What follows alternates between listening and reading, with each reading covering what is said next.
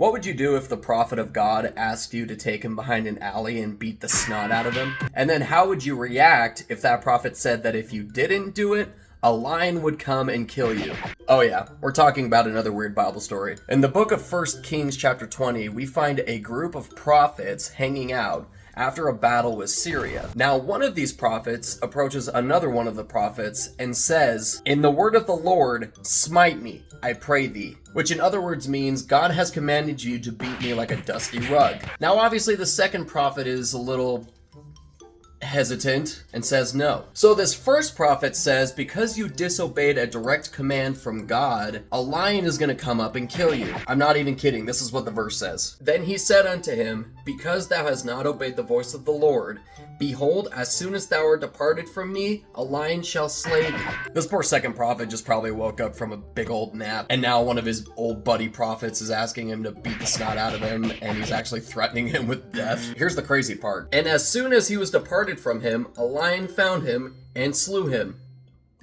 Oops. Now this first prophet eventually finds another prophet that does beat the crap out of him, and the whole point of this was so that this first prophet could disguise himself as a wounded soldier so he could go and rebuke the king of Israel. The king of Israel at this time was a guy named Ahab, and not a very good dude, not at all. So why go to all this length, right? I mean, this kind of seems like an overreaction to somebody saying no to, pulverize you. Now, I'm no biblical expert in this at all, and I guarantee there's going to be a lot of people out there that have a better interpretation of this than I do, but I'd like to think this is more of a lesson on obedience. In fact, in 1 Samuel 15 verse 22, we read that the Lord prefers obedience over sacrifice, which means that he would rather you just obey him directly than have to do all this fancy stuff in order to worship him. Now, obviously, it was important for these people to worship God using sacrifices because that's actually what he commanded them. But people would still do these sacrifices and not follow all the other rules. So in a weird way, this is more of a lesson on obedience. And like I said, I guarantee there's somebody out there who has a way better interpretation of this. But now you know that there's a story where a prophet asked another prophet to beat him up. That prophet said no, and